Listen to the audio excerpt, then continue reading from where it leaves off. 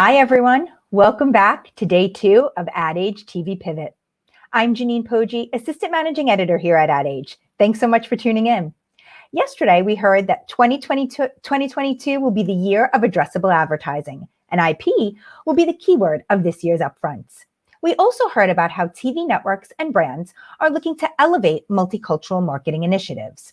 Today, we will continue these conversations with ViacomCBS, Disney, cable programmers Discovery, AMC, and A+E, and BIPOC-owned media networks. As we spend time discussing the efforts being made in the TV space to be more inclusive in programming and media investments, I want to take a moment to acknowledge the 1-year anniversary of the murder of George Floyd. It is a reminder that so much work still needs to be done to undo the systemic racism that has long plagued our society and our businesses. And I hope we can continue that conversation here today. Before we get started, I'd like to thank our co-presenting sponsors, Cadent, LG Ads, LiveRamp, Methodify by Delvinia, and Steelhouse, as well as our supporting sponsor, TalkWalker. For those of you watching at home, if you have any questions or comments, feel free to leave them on our social channels, and we will try to get to them during this conversation and during the event today. First up, I am pleased to welcome Joanne Ross, President and Chief Advertising Revenue Officer at ViacomCBS. Hey, everybody. Good to see you, Janine. Hi, Joanne. Welcome, welcome. I'm a little disappointed I don't see a costume on you today, and we've looked out, this is 2 years in a row that we have not had a costume, so I'm a little disappointed. Well, you have to come around on the weekend. That's when I tend to dress up. That's when you dress up? All right, well, I'll come by. All right. So it's another year of a virtual event. Last week, you guys presented, and your program was centered around just how much content is on your portfolio, highlighting the breadth of talent. What did you want advertisers to take away from the pitch? So we were really kind of intentional about it when we sat down to discuss it early on, knowing that last year we had divided over 2 days. We did basically a Viacom pitch, and then we did a CBS pitch on the second day. We felt that a year after the merger and coming out of COVID, that we really wanted to talk to the power of partnership that we have not only within ViacomCBS across all of our assets, but also with our clients. We also were very intentional about keeping it short and effective and efficient, and we wanted to show innovation. We wanted to get key messages across, which we did through use of our own innovation by doing our little infomercials. Yeah. But mostly, as you saw, we wanted to show the depth and the breadth of our assets and of our talent across the whole ecosystem, across everything, our cable networks, our broadcast network, and obviously our relaunched Paramount Plus and Pluto, and basically show our clients and our audiences that we have something for everybody and we're everywhere. So I think we did a great job using Survivor coming out of a year of COVID. We are all survivors in our own ways, shapes, and forms. And it was entertaining, and it was very, very efficient and effective. We got really good feedback. We made sure to put the CBS schedule at the end because that's a staple. Everybody likes that. But we also did deeper dives at the end into different genres or day parts across the entire portfolio. So really just talking about the power of our assets and the entire ecosystem. And then, as I said, we flavored it with IQ, which is really important, in view, and basically that we're here to help and work with our clients on a consultative base. Why do you think it's more important these days to show sort of the breadth across the portfolio rather than, spending time on each individual network or brand? Why was that sort of the strategy? Well, because, obviously it's been going this way, but I think that the pandemic really thrusted the audiences forward in a different way. More people were watching streaming than ever before. There's more cord cutters. So as the audiences are evolving and changing and obviously pivoting, I feel that it's important for us to show that we do have diverse audiences across the board. And it's not just day parts, because we can marry different day parts from linear cable and or broadcast to our digital assets through IQ. That was one of our messages there. Really, really important, though, to show the stability of our schedules across the board, which came out. And then we also, if you took a deeper dive at the end into the different areas, we also talked about the original slate of programming, and with a big nod to Pluto, which is our free advertiser-supported service that is growing in leaps and bounds. So just to make sure that everybody out there understands that it is a combined ecosystem, and we are selling across all of those areas. And that's the way the audiences are watching. I'm sure you've heard that over and over yesterday, and you'll hear it more today. And it seemed like, when you talk about stability, franchises were especially important, the CSIs and the NCISs and the FBIs. Can you talk a little bit about that and, how that, for brands is still, important message and important priority? Yeah, I think it's the familiarity and the fact that these brands or these, this IP that comes across as a CBS property really has been around for a long time. So when clients are looking at or taking a bet on linear, they want to know that it's going to be something stable and something that will grow over the years. NCIS has been and is still the most watched television program in the world. It's one of my favorite programs. We've had a tremendous amount of luck based on the strong FBI series brought to us by Dick Wolf. I'm really excited about that, the 3-stack.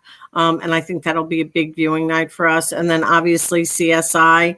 I remember back in the day when we were first looking at the CSI pilot many years ago, and I loved it from the beginning. And there were some executives in the room where like, that's really creepy. Like, I don't want to see a bullet going through.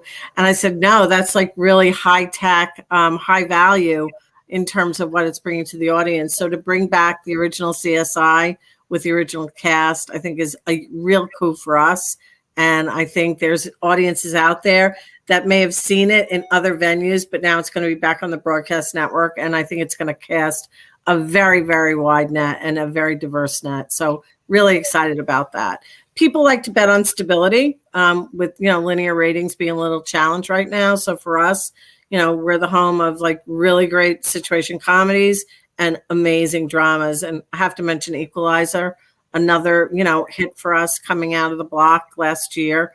And it's one of my favorites. Queen Latifah she is so fierce, and people are really, really loving it. I never watched an episode of that, but then the other night it was on and I just didn't switch, and I saw the finale and I'm like, oh, this is the finale. I got into the finale. The finale was awesome. The finale was awesome. I also want to add that, we talked a little bit about the CBS broadcast schedule, but when you look at all of the assets and all the programming we have across Viacom, the legacy Viacom channels, these are also shows that people are really familiar with, that they've bought for years. They have an interest in them. When they buy it, they know what they're getting. And, we have everything starting with, kids, Nickelodeon, great audience for young kids 2 to 11, great audience for moms. More moms are watching than any other place. And then obviously, with the pivots that we've made on the reality series, which have been really, really well received. And we even have drama with Yellowstone. So if you took a look at our programming grid, you're not going to buy around it. You're going to buy into it. It's interesting. I mentioned at the top of my opening remarks, and you used the word, and I heard it all day yesterday, of just the importance of IP. And honestly, I have to say, this is the first year that the word IP I'm hearing thrown around so much, really? And it just seems like that's one of the key words of the upfronts this year. Yeah, I think that a lot of clients are looking to extend their messaging, whether they're doing it through digital or through branded content, influencer, shopper. Obviously, we are probably one of the leaders there through what we have at CBS with CBS IMAX, and then at basically Paramount Plus, we had Viacom Digital Video and CBS Interactive. For that team, we have an integrated marketing team that's awesome. And last but not least, the team that came to Viacom years ago called Velocity it is amazing. We work so closely with so many clients on the Viacom assets to create custom creative to extend their message. I could give you 10 examples off the top of my head, but it's not just spots and dots. The clients want to be connected in a different, more contextual way as well. So with Velocity, with CBS IMAX, and with the integrated marketing team at Digital, we kind of have it all, and they all work together. There's many instances where Velocity will reach across the board and help out with the integrated marketing on Digital and vice versa. So, again, the Survivor theme, if you go back years, we were one of the first networks that did branded integrations in Survivor. And during those pitches, people laughed at us because they're like, people aren't going to watch people on a desert island. And I think we've proved them wrong, but that's a way to extend messaging and to also extend their reach. Yeah. So I'm hearing demand is strong, obviously stronger than last year, but that's a low bar, but even stronger than 2019. And, with ratings, continuing to erode, I'm wondering how you're thinking about the shift of, ad dollars from linear into streaming, what you're anticipating. Yeah, well, that's basically all I'm thinking about right now. So you hit the nail on the head. We've been talking to our clients since January, right after Super Bowl. We started having conversations about a shift or reallocation because the demand is there. Obviously, the country's opening back up. There's more visibility into supply chains, new products that were introduced during the pandemic, new ways of advertising, new creative. Our clients are building on that going forward. It's not a pivot back to return to normalcy. We'll never go back. This is like the new business model, I believe. So when we're having those conversations, we're taking a look at their linear, talking to them about how for each brand they have, they can add incremental reach by adding our digital through CBS IQ, which is an amazing platform that we talked about in the upfront. We're making it simple for them. And we're not throwing the baby out with the bathwater. Linear is still valuable marketing vehicle. It's got unbelievable impact. It's got the biggest share, but the demand and supply, we're seeing the demand, so we have to go elsewhere for supply.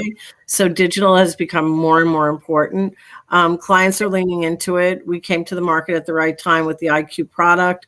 We have InView, which is a dashboard. Clients have asked for transparency. That's in beta right now, and we hope that will be up and running by the fall. So look at our digital video inventory is amazing. It's premium. You've heard all these words before. It's brand safe. It's high engagement, high value audiences, and we're making it easier for them to buy. So really have had those conversations, continuing to have those conversations. But, I think the upfront is going to be, you're going to see a lot of what you mentioned. You're going to see a lot of leaning into IP and a lot of shifting or reallocating, but people still need the linear for that huge impact and that huge reach. What are the new opportunities for brands and things like Paramount Plus? You also have Pluto. Are there new ad formats that you're thinking about? Yeah, actually, tons of opportunities on both. Paramount Plus, as you know, when we launched, we had some exclusive launch partners. I think the ones that we mentioned in the press before were Procter, and GM, and Expedia. But when you think of those three categories, packaged goods, basically auto, and then travel, which took a pause, if you will, during pandemic, but has come back. So we offer exclusivity. It depends on the level. We offer show sponsorships. Again, it's not one size fits all. We're working with our clients to see what they want. The other word we're hearing a lot is bespoke. And we also, through Paramount Plus, we have a kids platform and we're selling sponsorships there. We have live sports sponsorships through Paramount Plus. And on Pluto, we're working very closely with the programming people on the West Coast to develop similar opportunities. So again, it's not just spots and dots. I think that we have like a very, very deep and talented and well-proven track record in adding to the IP and extending the messaging. I'm Janine Poggi, and I'm here with ViacomCBS's Joanne Ross. For those of you watching at home, if you have any questions or comments, feel free to leave them in our social channels, and we can bring them into our conversation here. So I want to switch gears a little bit. DE&I, an incredibly important and critical part to brands' media buying strategies this year. What is your sales team bringing to the marketplace this year to help brands, better reach and more authentically speak with more diverse audiences? Thank you for asking that. And also, thank you, Janine, for your opening. Today, definitely, I started out by sending some notes to people on my team and throughout our world as a day of reflection and remembrance of what happened a year ago, and has really changed the narrative for a lot of companies, for a lot of our marketers. What I am very, very proud of is that ViacomCBS, particularly from the Viacom legacy, and now with CBS, they have been in this space and been ahead of the curve since the very, very beginning. And we have very long-standing and kind of multi-layered efforts that live within the corporation, not only internally for the employee base, which to me is just amazing, but also the outreach externally to all of our clients. So we don't have to put like new fancy or flashy names on it. We've been in the space. We've been leaders in the space for a very, very long time. And we're trusted. And clients have leaned in as we've gone and done these top to tops. We have, through Velocity and through the teams, whether it's the Office of Global Inclusion or some of our own committees within the corporation, we have multicultural marketing solutions that we're bringing to clients, working with them, again, very bespoke, very, very important. We do a lot of education in this field through our people at Velocity. We have strong thought leadership.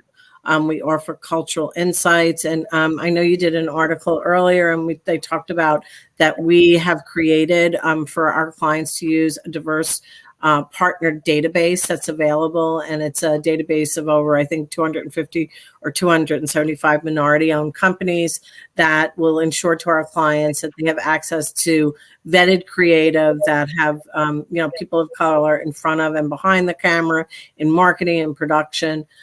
So again, it's not one size fits all.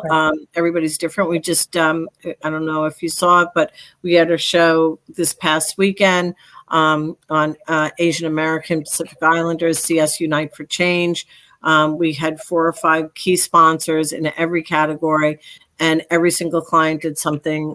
Not every single client, most of the clients did very, very customized creative that they marry their creative with the narrative, with what we're talking about. We've done that many times with some of our clients right after, obviously, the anniversary or the death of George Floyd a year ago, and then tributes that we've done to Senator John Lewis, Congressman John Lewis. So really think we're the place that you want to go first, because we do have the knowledge. We have the historical information, and we deliver on it. It's just amazing. It's a huge part of what we're doing. It's a business imperative. Yeah. How are you holding not only yourselves accountable, but actually like brands accountable? Are those conversations with brands changing? Well, I think the brands, this has been my experience. The conversation with the brands, I think, have totally changed and pivoted. Not every brand, because there are a lot of clients who, as I said, have been in this space for a long time and are very meaningful and, doing a force for good, to use that terminology, kind of programming and creative. But I think the brands have become more conscious of their creative, whether it's putting more BIPOC people in their creative or talking in a different way, getting the messages out there across the board in a way that's basically talking to the diversity, equity, and inclusion.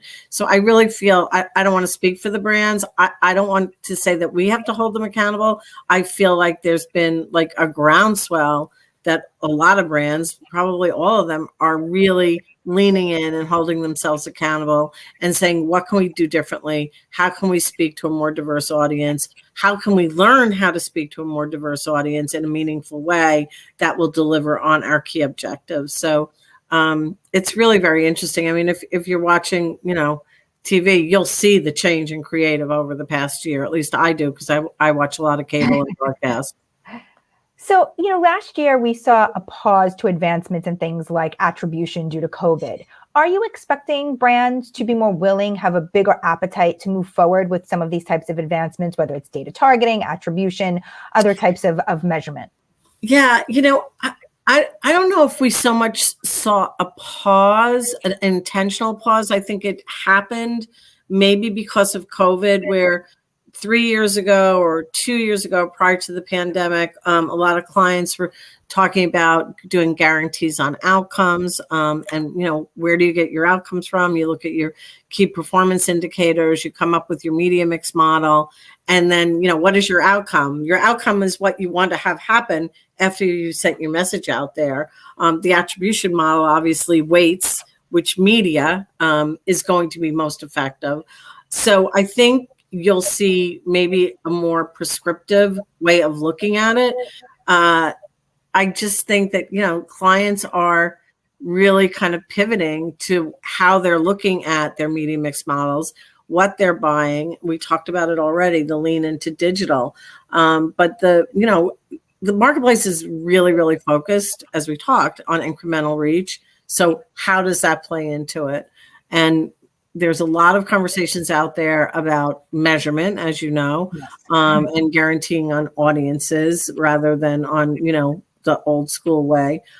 We recently, as you know, renewed with ComScore, and that allows us to guarantee, if we want to and the clients want to, linear advertising campaigns on their national TV currency. So it helps us also to diversify partnerships and measurement across both linear and digital. The win-win for everybody is if we get to the point where everything is measured across all platforms and it's an acceptable and provable form of measurement. So I think those conversations will continue to take place. As you know, they are taking place. And I think everybody's taking it, very, very seriously as we move down. I know there's been productive conversations between the VAB and MRC and our partners at Nielsen, and I hope those conversations continue to be productive, but there's still work to be done. Yeah. I know ViacomCBS has experimented with turning on some national inventory to be addressable. Can you talk about the state of that? Obviously, we've been talking about addressable for a really long time. Where are we on that? And when do you expect to reach some sort of scale? Well, we were the first out there with, a national commercial in December or January that was addressable. So we have our huge reach and we have our one-to-one. We have an amazing group of people, and they definitely are data scientists. When I sit in on their quarterly reviews, I'm not sure that I understand every third word, but I'm getting there. And more people are going to start using it. So, I think you have to start with the fact that we have this huge reach to begin with. How great is that to be able to take the greater total reach and then to drill down on one-to-one? It's still a big part of our conversations. We're putting our money where our mouth is. And I think you'll see more of it and again, it depends on the clients. But I think it's going to continue to increase in importance and desirability as these audiences continue to fragment. And flexibility was certainly a key word of last year. Yep. What does flexibility look like in 2021? Well, I think, all of our clients are always looking for flexibility and we get it. We obviously got it. We got the memo last year. So we're having conversations now as a part of the upfront process. It's all about their optionality and understood that last year nobody knew where anything was going. So it was a must have. I think the other thing that you'll hear, you mentioned you're hearing IP. Another word that we're hearing as there is that continued reallocation to digital is transparency. They want to know where it's running, what it's running in, how many times it's running, frequency. And that's the value of really this in-view dashboard that we're developing, and they'll be able to, it'll give them what they've been asking for. But I think, the flexibility conversations are obviously still there. Somebody once said, once the toothpaste is out of the tube, it's hard to put it back in, but it also has to work for us it has to work for us in our business. I like to remind everybody that we're also running a business. And as much as we are partners and we want to be consultative, we have to come to, a mid-ground. So flexibility is still in the conversation. Well, Joanne, thank you so much for joining us. Appreciate you being here. Next time, please come in costume. I will. We'll do it more often. Thank you. Thank you for the opportunity. Have a great rest of the day. Be well. Bye-bye. Next up, we have a conversation between Studio 30 editor John Dioso and one of our sponsors, LG Ads. Hello, everyone. I'm John Dioso, editor of Ad Age Studio 30. I'm here with Raghu Kodige, Chief Product Officer and co-founder of LG Ads, to discuss the evolution of the connected TV marketplace. Raghu, the shift from traditional TV watching to streaming accelerated exponentially this year. The IAB recently declared that connected TV, along with first-party data, was the ad world's big winner in 2020. What has changed that will make planning and buying for cross-screen initiatives simpler for brands this year? Hi, John. Glad to be here. And that's a great question. I think, a few things have changed, right, in the last, I would say, 18 months. First of all, consumer behavior has changed significantly. You've gone from people watching linear TV and maybe a sample of streaming to be a lot more streaming, so much so that I think, linear TV numbers have gone down and streaming numbers have gone significantly up. What that has done is it's shifted a lot more budgets into the streaming side, right? So advertisers are chasing eyeballs. They see people are, watching a lot more connected TV, and they're following that. So that's one, macro trend that's happened. The other trend I would say that's been happening for the last few years is the connected TV system is shifting more towards OEMs. Whether it's Roku or Samsung and now LG, the TV manufacturers who have a large overview of sort of all of the streaming apps that are happening on their TVs are bringing this to market in a big way, right? They're bringing data, they're bringing proprietary inventory, they're bringing unique measurement solutions. And that's really what LG Ads is all about. We're combining these three kind of unique data sets and bringing that to the market. And for advertisers, that's a sort of a welcoming trend, because rather than going and buying this from multiple places and worrying whether they're getting duplicated or unduplicated reach, they now know that they can go to, 2 or 3 of these big houses. And when they buy through them, they are assured of getting large scale, but also potentially unduplicated scale, because these are kind of unique households. How should brands now think of addressable ads as part of their overall media mix? Yeah, so as I was saying, the trend that is happening, which is, there is more and more eyeballs shifting to linear TV, is what brands are taking notice of, right? So TV has always been sort of the most desirable, investment for them in terms of marketing. They love the fact that it is big screen, it is sort of passive, and people pay attention to these ads, unlike maybe a digital environment where, you're reading the news and maybe completely ignoring the ad that is placed in there. TV, you can't really do that, right? But what was lacking in linear TV is the fact that you can't really granularly target people. You may not even know who all saw your ad. And so that's sort of a bigger issue that brands always, somehow coped up with.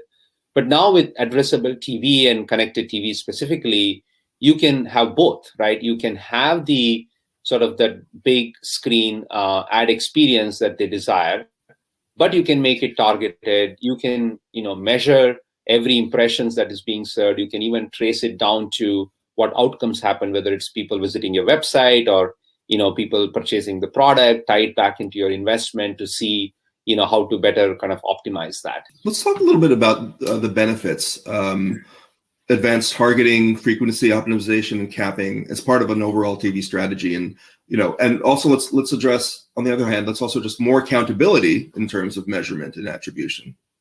Right. So they both are sort of go hand in hand, right? So if you are able to do better targeting, that really means that you know who that user is, right? So you know something about that household. May not be at an individual user level, given these are on television sets, but you can get very sophisticated in your targeting, especially if you're using sort of what we call the TV data. And what that means is knowing what users have been watching on the TV, right? What shows they're watching, whether it's linear TV or OTT. And that's really what we do at LG Ads. Using our ACR technology, we know everything that a user is watching on the television set, including what ads they're getting exposed to. Now, if you take that data set and apply it across the board to their connected TV buys, then you can do a lot of different interesting things, right? So one is, for instance, if you're a large auto manufacturer and you're trying to increase the reach in the market, if you're only using linear TV, you start to hit a problem with additional reach, because there are only so many people watching it. The more investment you put in, you're just getting incremental frequency rather than incremental reach. What we do for working with such brands is we take their linear TV buys, we look at where the impression volumes are going or who is seeing their ads, and then we start targeting people who they're not able to reach, right? So sort of almost the theme for LG ads has been, reaching the unreachable, right? And while doing that, we can then start to layer in additional targeting. And then the last part is, trying to measure all of this, right? Measuring linear TV, measuring OTT or connected TV together, providing things like what is the incremental reach they got, what is the frequency they're getting across both systems, what is an optimal frequency that they should hit. If you look at sort of downstream actions like visits to their website or their physical store or other purchase indicators, and then you can apply this sort of in a closed loop fashion to continuously optimize the revenue and optimize the impact that your ad campaigns are having. Let's talk about the other side of the equation. Let's talk about the customer experience, especially in light or the experience of the past year. What is the experience like for consumers who are streaming this ad-supported video, which has now gone mainstream? And what do brands need to know about all these new opportunities to engage them? The trend that we are seeing, John, is sort of, in the last year, there have been so many kind of subscription-based services that have come up on streaming, right? Whether it's Peacock or Disney Plus or HBO Max and others. There is a little bit of a fatigue for consumers in terms of how many of these services they are willing to pay for, right? So what we are doing for consumers is using all of the data that we have on what they like to watch and bringing sort of those recommendations in front of them. And some of them can also be ad supported. So for instance, on LG TVs, you have a really awesome unit on the home screen that we typically work with any entertainment partners on, and it will promote an upcoming show they have. And users can, if they like that show, especially when they're thinking of what to watch tonight, when they click on that, they go directly into that app, into that content, and they're off and watching, right? So even though it's an ad, it actually is very useful for consumers' benefit as well. We can also, use that ad unit to promote a video. So if it's not a click experience to an app, if it's a broadcast show, for instance, there is ability to play a 30-second or a 15-second video, and that gives a preview of what that show is about, right? So the goal for us is to use sort of ways to promote content to consumers, but without impacting the consumer experience at all in any way. Are there any other things that brands should be, and you just mentioned the capabilities on platforms like LG to be able to post different type of activations that will drive customers to a brand's website? Are there any other ones that people may not know about or should be thinking about? Yeah, again, going into sort of these kind of innovative experiences, more and more we are trying to connect what consumers want and how, brands can potentially kind of, help with that, right? So another experience is what we call our shop time experience. So, there is an app on the TVs where you have ability to do shopping. And what we can do now is we can promote certain products, especially think of it for events like whether it's Black Friday or, Father's Day, Mother's Day. There are all these events where, there are products that appeal to people, and we can promote that, or a brand can promote that. And when you click on that, it takes you to the shop time experience where on the TV itself, they can, purchase that product. They can browse through the store to see, other products similar to the one that they clicked on. They have the ability to, use QR code and just complete the transaction on their phone or another device, right? So we're trying to tie kind of the seamless experience for consumers from their television set to their other devices like a mobile device that they have, and to provide that shopping experience.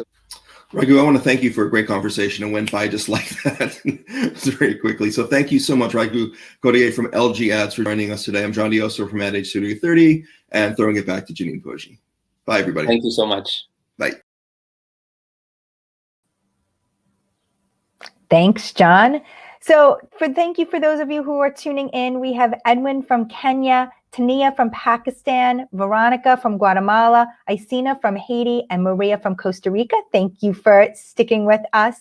And if you have any questions or comments, please feel free to leave them on our social channels. We'd love to bring them into these conversations. And joining me now is Peter Olson, President of Ad Sales at A+E Networks. Hello, Janine. Lovely Hello, to see you again. Peter. Good to see you. Janine, you've gone global. You got Costa Rica. We're all over. My dining room is all over the world now. One of the greatest dining rooms, I believe, in the entire country. Good to see you, Peter. How are you doing? I'm doing great, thank you. Yourself? I'm good. I'm hearing things are busy out there right now. Things are moving quickly. Yeah, things are busy. I would say there is a very robust period of, let's call it still the front end or the middle of the marketplace, but very good dialogue going on all around. And it's good to see the economy coming back. I think that's the positive sign for everybody. Yeah, I'm hearing, demand is potentially higher than even 2019. And just curious, like, how are you managing that given, the situation with where ratings are and, how you're looking to other platforms and all of that to sort of place dollars? Sure. So, and I listened to, I heard the dialogue with Joanne earlier. Obviously, all of us are looking at where our audiences are going, how they're consuming video, and then doing our best to work with each client to then craft what makes sense for them in somewhat more of a tailored, thoughtful plan, I would call it. So, yeah, for us, we're still about 70-30 linear to overall digital viewing from a platform standpoint. So that's part of the discussion we're having with each client is how do you appropriately allocate the dollars to the different platforms in different ways to still build effective reach and effective frequency. I think that's still the big goal for most clients. Yeah. A&E is one of the, few network groups that isn't out there like touting its own streaming platform. Can you talk a little bit about the company's strategy there and how advertisers can work with you in the space? Sure. Yes, we have not launched A&E Plus or A&E One or anything else that's out there like everybody else. Yeah, we took a different path. We do have a couple of niche services, Lifetime Movie Club and History Vault, that have a couple million subscribers each, and they are effective parts of our overall business. But we chose to choose like a broader partnership angle, where for the most part we're in business with almost everybody, with some form of original content. From our 3 studios we have in-house, as well as our library content. And what we're really trying to do is make sure our brands and our shows still reach the vast majority of America. In that case, by extension, as much of the world as we can. And to some extent, I think we actually have an opportunity to have greater reach than those that are bringing everything inside into their own firewalls. So I think it's a bit of a contrarian play. But so far it's been quite effective for us, and we believe there's quite a long runway for this plan. What does that mean for brands and the opportunities for how you guys can work for brands, doing it with this kind of strategy? Sure. So in most instances, we have some form of mutual selling rights along with what we call the platforms, the aggregators. We're doing a lot of listening to the agencies and clients on how they choose to buy our content. And to some extent, we don't really care in the big picture on whether they buy it through us or buy it indirectly, because ultimately the economics still work for us. But we're trying to be very focused in those conversations on, look, we're trying to get our content out there. And here's the different ways you can buy us. And here's the advantages to buying us directly versus, let's say, an aggregator. But a lot of it comes down to, the clients, the agencies want to have a certain measure of control and deal with frequency capping and other issues that, is a complicated part of the current ecosystem, Gene, as you know. Yeah. Do you think that the whole ecosystem has gotten too complicated? Is part of the strategy in terms of like simplifying things for brands, because there's certainly lots of things to buy, lots of ways through various doors to buy it. How are you thinking about that in your approach to the marketplace this year? It's an excellent question. I do think things are currently overcomplicated. There's too much data. There's too many solutions. And I think sometimes we forget the purpose of why we're doing this and why we're in business, which is ultimately to get our clients their messages exposed to as big an audience as possible and try to work towards effectiveness. And the one thing I'll say is, as we've been out pretty early having this conversation about pivoting towards total audience, we started those conversations back in February. And what gets lost sometimes in the I think the coverage of that topic is it's really about looking at the total audience as a starting point, but putting more of our time into making every dollar more effective and focusing on ROI and outcomes and these things. So I think that's the piece that, as everything evolves and there's multiple things changing at once, how do we use our place in the landscape to make each dollar invested with us work harder?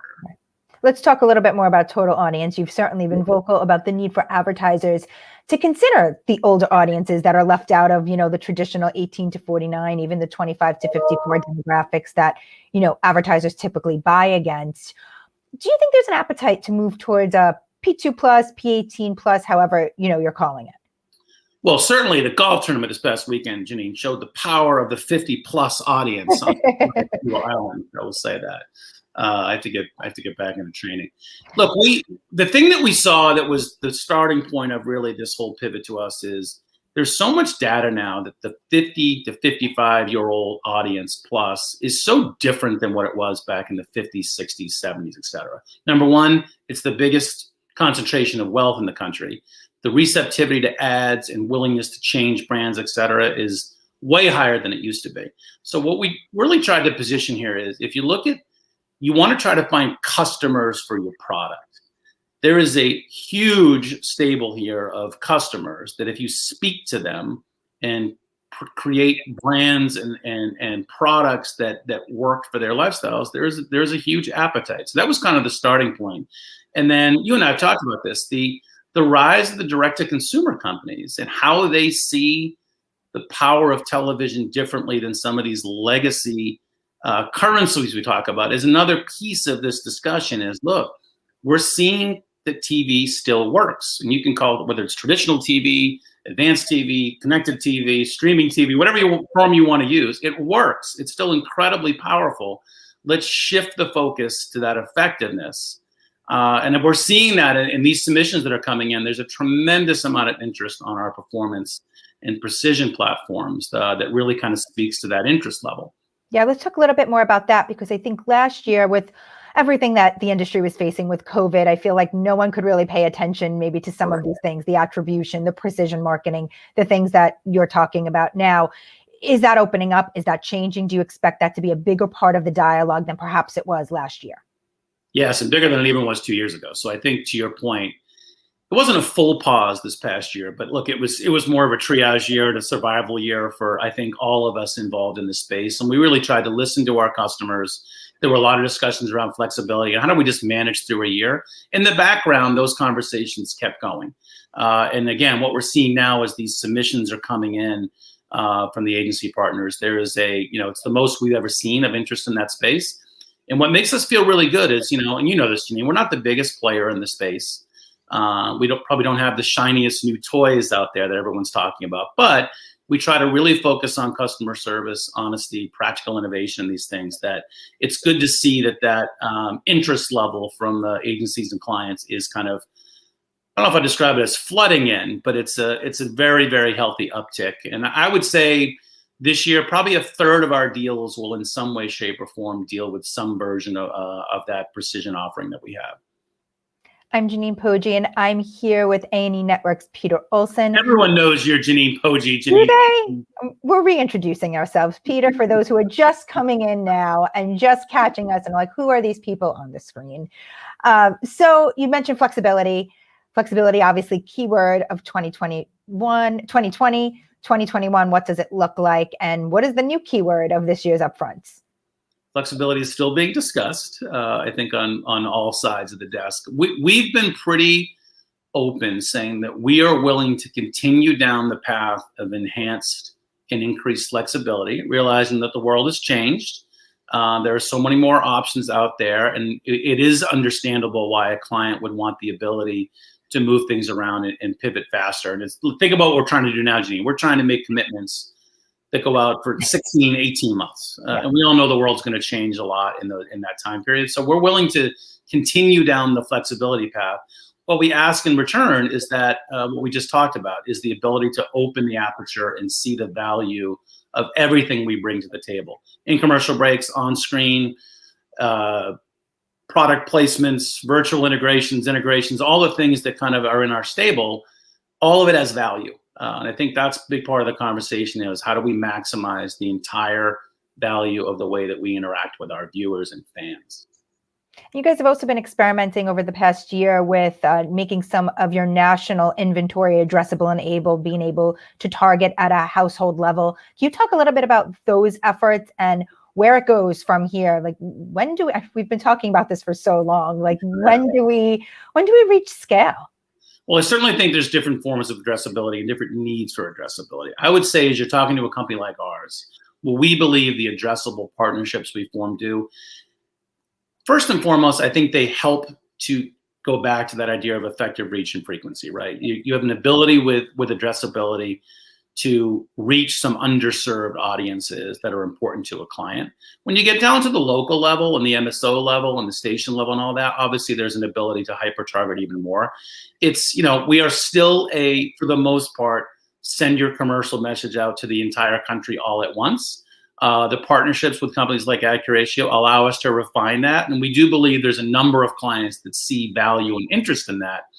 I don't think, Janine, it completely upends the entire industry and we all go in that direction. I've heard people say that in 3, 4, 5 years, everything's going to be addressable. Well, it's not. And it shouldn't be. There isn't that much demand for everything to be addressable. There's still a place for upper funnel, mid funnel, reach, frequency, tonnage, et cetera, and then a need to refine it as the tools and partnerships become available.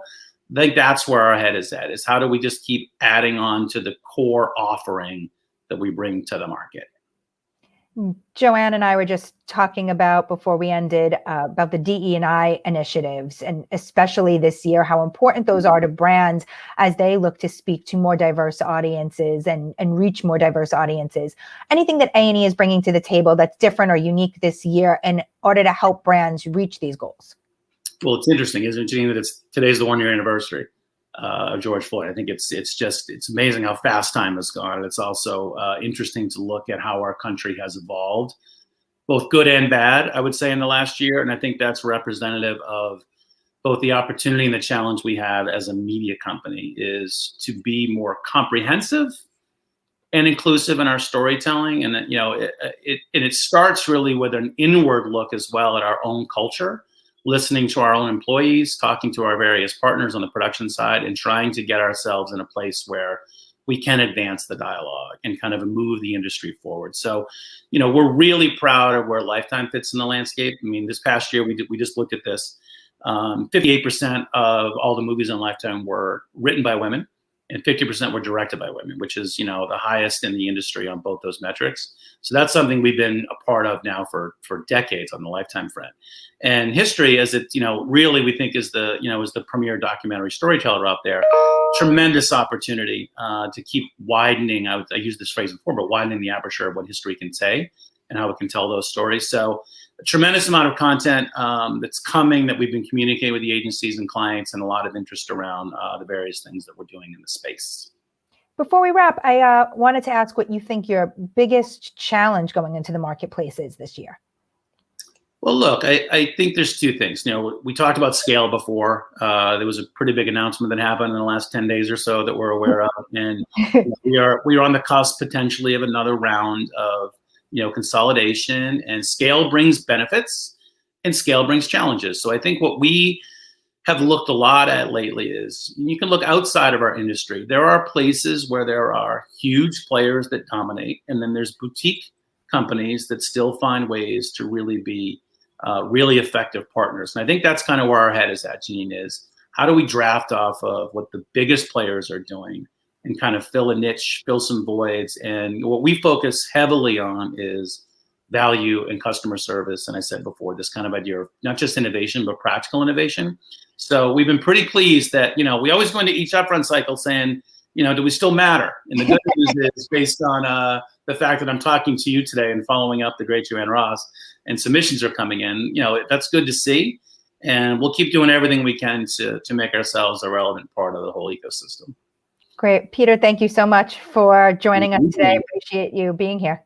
Hope to see you soon. See you soon. Be well. Thank you. Bye. And now, Studio 30 contributing editor Brecky Fletcher sits down with Jay Prasad from LiveRamp, one of our sponsors.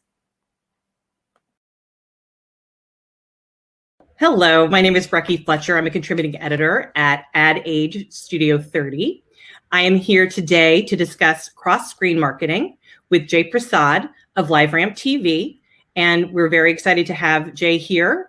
And we're going to kick it off with Jay telling us a little bit about what LiveRamp TV is all about. Jay?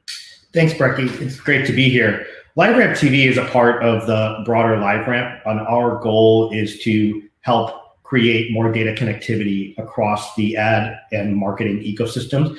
We specifically focus on helping buyers and sellers create more cross-screen data-driven marketing capabilities that include everything from identity, data collaboration, the activation of audiences, and also, most importantly in this case, the ability to measure everything cross-screen, including business outcomes. So it is a full cycle capability and approach to working with buyers, sellers, and all the platforms in between to really help push the industry forward. How would you characterize the evolution of cross-screen marketing? I feel like it's been around for quite a long time, but it still seems to be trying to find its feet. How would you describe the evolution and where we are now? Yeah, I think the notion that it's been around for a while, I think it's been discussed for a while, and cross-screen marketing and advertising happens, but it's happened mainly in silos. It hasn't really been united by the ability to use a common data set or identity across all screens and streams, if you will, right? And when it comes to the television world, specifically where we focus, you can't ignore the fact that there is this large linear and cable universe that still exists out there. And it doesn't exist in a small way. It's still a very big medium, especially in the United States. So when you want to include things like streaming and mobile and desktop, even video advertising, you have to be able to connect the dots in a way that allows data to flow freely, as well as being able to enable measurement. And so that's where we are today, is that rather than it happening in silos, it's actually happening in a cross-screen and unified way. I think the next evolution will be, can you connect cross-screen advertising and marketing to the walled gardens, if you will, because they sort of operate in their own ecosystem. They are all connected to LiveRamp individually, but can you connect video consumption happening on Snap, Twitter, and Instagram to streaming that's happening, on a Peacock or a Discovery Plus, things of that nature?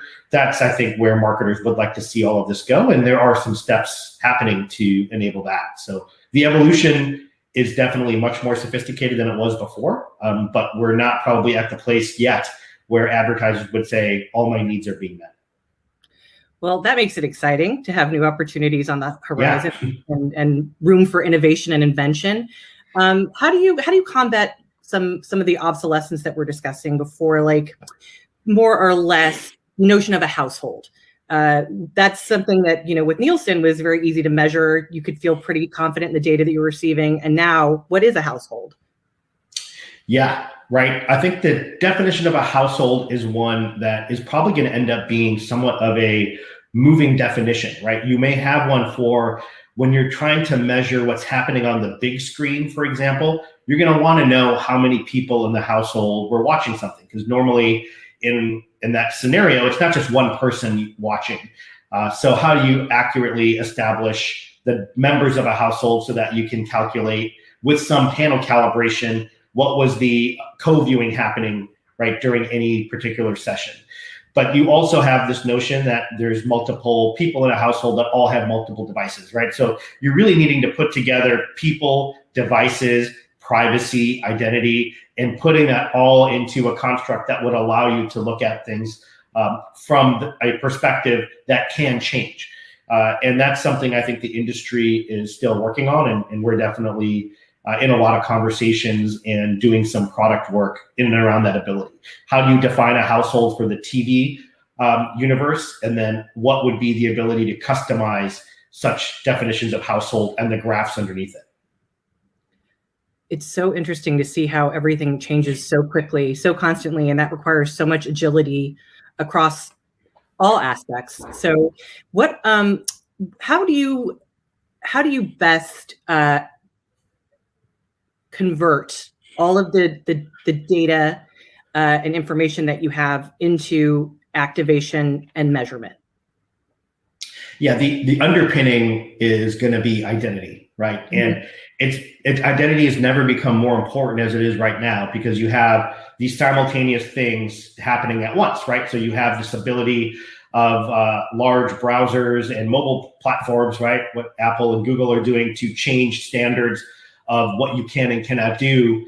In essence, third-party cookies going away from a browser perspective. The ability to track people is now opt-in versus opt-out. So you're going to inherently have to create new identity capabilities to operate in a new paradigm, right? And so LiveRamp and with our Ramp ID is one of the most pervasive identity ecosystems in the market, because it cuts across everybody: buyers, sellers, platforms, programmatic. It cuts across all of these areas. But also many big companies are creating their own identity infrastructure. So if you are a large media company and you now have a direct-to-consumer offering, you are creating a login relationship, right? Which some of it's going to be paid, some of it might be a combination of paid and ad-supported.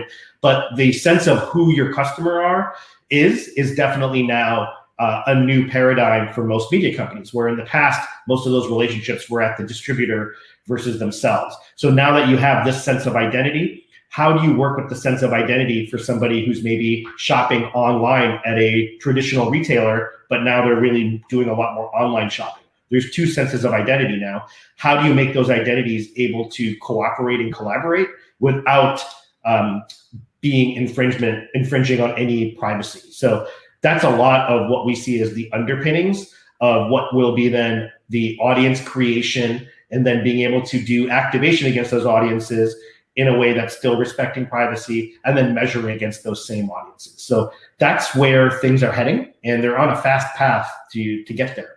What brands would you say are the standard bearers in this world, really sort of more or less leading the charge and setting the stage for what's coming next? Yeah, I think it depends on which element you're speaking about. So from a marketer perspective, right now, with all of the massive growth in e-commerce and mobile-based shopping, you obviously now have many companies that are sitting on rich data sets that are actual transactions, right? So actual customer data about what people are buying and how often they buy it, and are they doing in-store pickup? Are they doing shipping? All of these are great data sets. And then you think about the natural flywheel that exists with a retailer and the thousands of products that they sell. Now, some of those products might also be going direct to consumer, but a lot of them are not, right? Especially in the consumer packaged goods space, a lot of it is bought through either an online store or like an Amazon, right? So that capability to partner between products companies and retailers is creating a lot of really interesting marketing opportunities because there's a lot of rich data there. And then how do you take the marketers' data and what they know about a consumer and being able to then connect that in a way where you are able to model against viewing behavior or ad exposure, right? And this is now all using what's being called differential privacy. And really, it's an abstraction of data that is being done to collaborate between two sources of primary first-party data. That is really the future of addressability, if you will, right? Because that's going to be the most accurate way to anticipate the right ad at the right time to people. And now what we talked about earlier is being able to do this in a sequential way where you can now start to do that multi-screen capability with different creative frequency capping done in the right way. And now you're able to really execute against an audience in a multiple screen environment. And therefore, you're going to have to measure all of that differently, right? You're not going to want to measure age and gender in silos. You're going to want to have that audience-based impression level measurement that leads to actual attribution. Like what did What engagement did this campaign drive?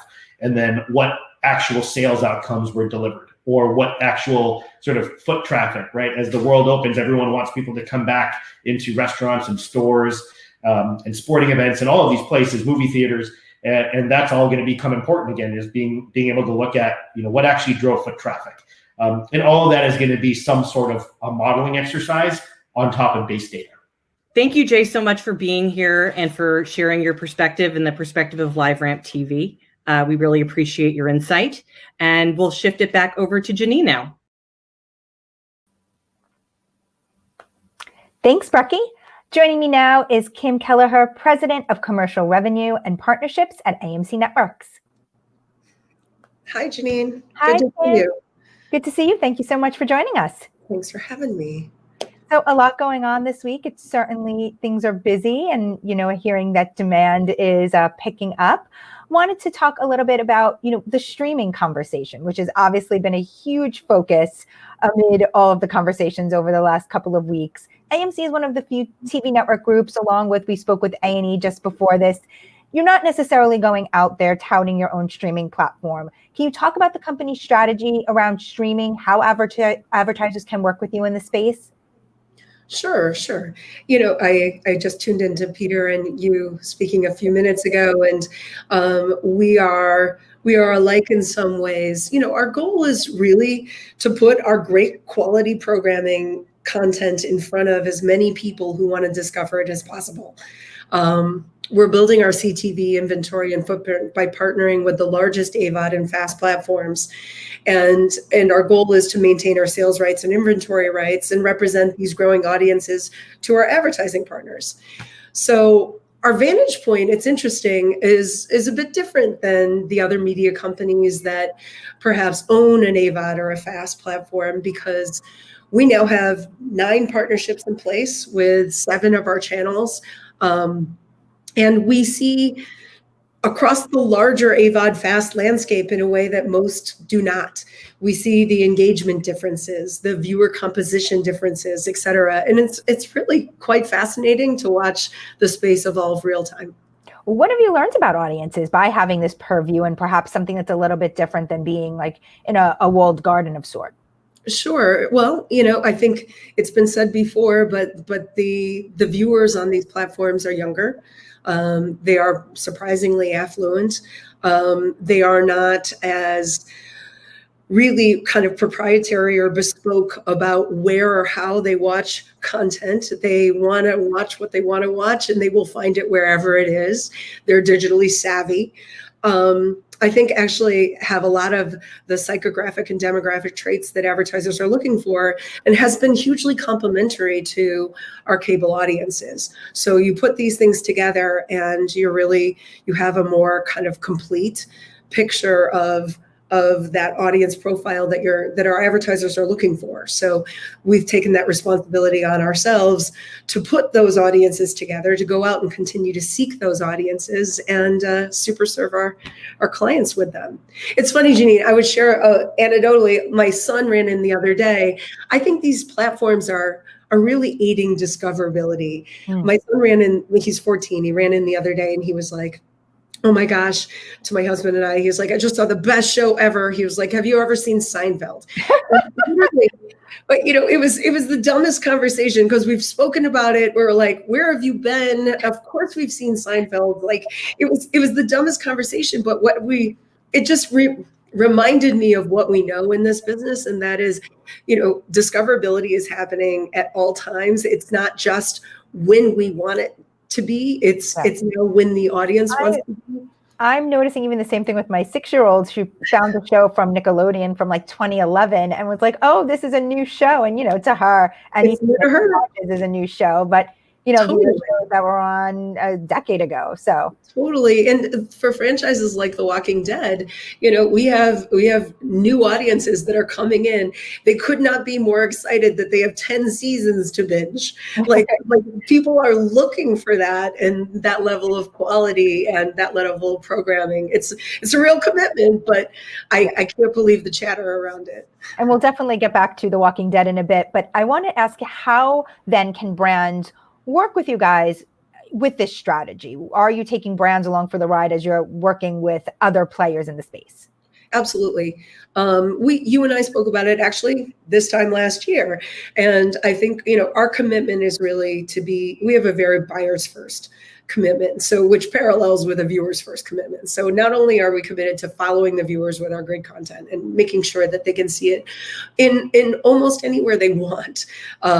We're committed to stitching that all together on the back end for our buyers. And we've taken a lot of time this past year to get our programmatic pipes in order, and have really developed lots of firsts here, a programmatic first approach to the marketplace that should make buying against your targeted audiences or the audiences you seek in the contextual relevance of our content and our owned and operated setting, brand safe, all of the things that come with something that is programmed and scheduled by us.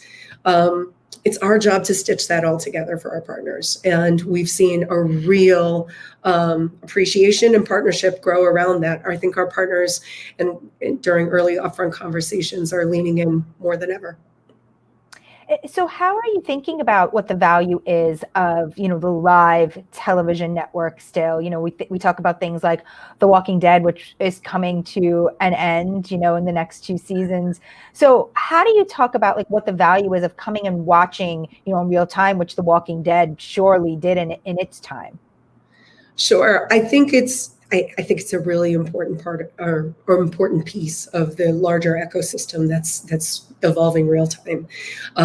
Yes, viewership is fragmented, but you still have huge swaths of audiences with all of the kind of performance and success metrics that you'd be looking for that you just simply can't ignore.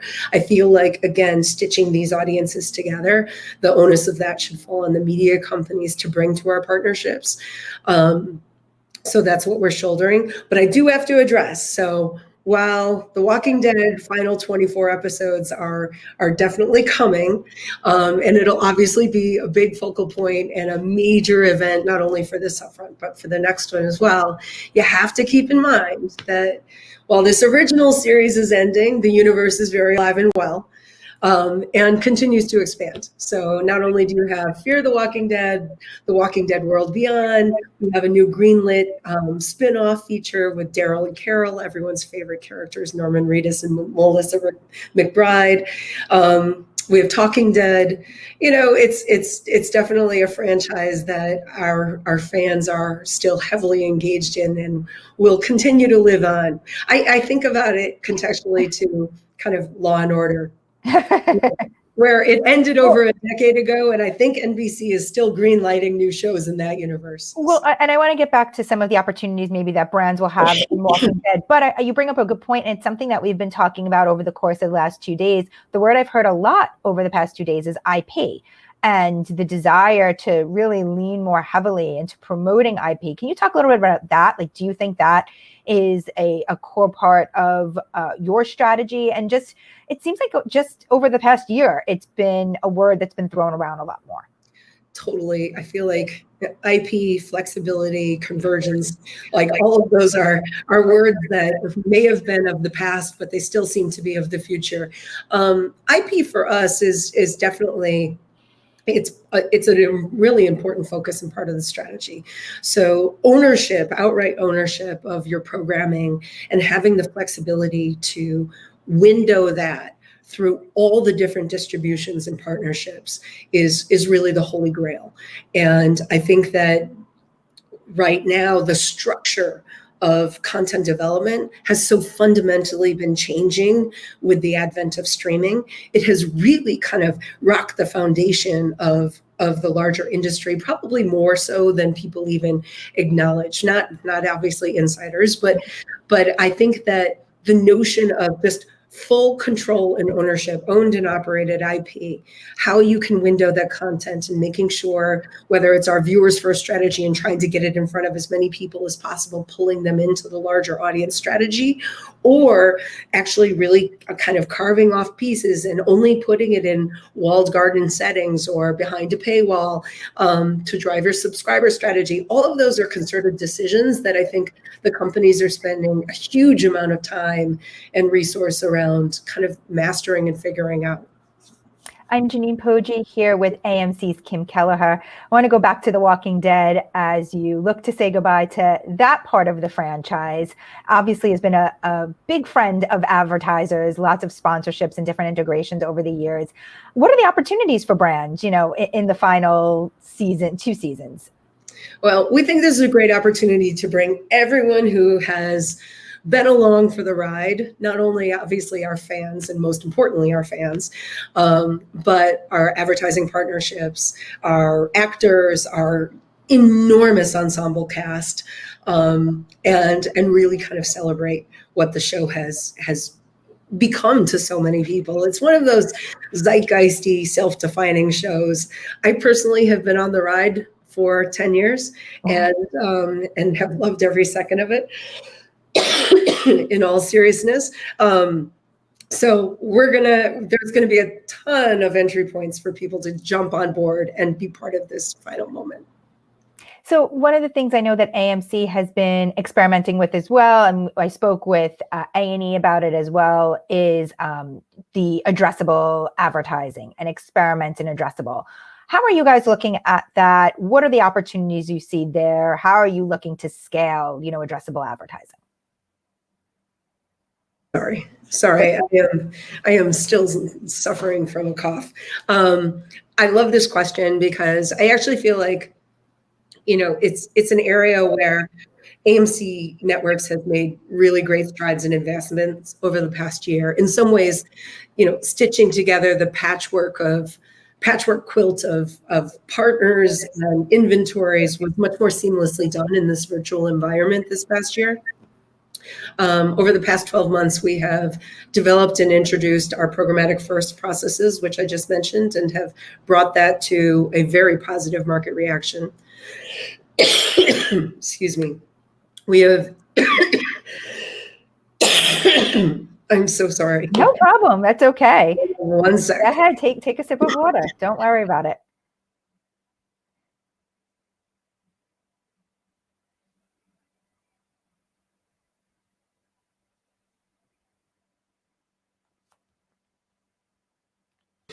Okay.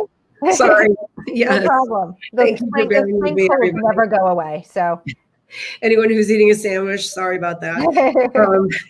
So we also debuted our first national addressable campaign with VW, and now count over 30 million of our households, of our linear households within our addressable footprint, which now includes linear, CTV, and VOD. And, we're pushing towards a world where attribution and return on investment, or ROI, on all campaigns will come to be the standard. Maybe not tomorrow, but you can really see the day coming now, I think, coming into focus more than it has. What do you think the time frame on it is? Like, it seems like a lot of it's experimentation right now, but do you have a time frame in mind where you think it'll be a bigger part of business? Oh, can I put out an over under? I really think the next 2 to 3 years are going to be revolutionary in the space. Great. Well, Kim, thank you so much for joining us. Appreciate having you here. Feel better. Oh, thank you. Appreciate you taking the time to come on. Thanks so much for having me. Good to see you. So we're going to take a break now. Join us back here at 1 p.m. to hear from some of the BIPOC-owned media companies, Discovery and Disney. And if you're watching on adage.com, please refresh the page when you return to rejoin us.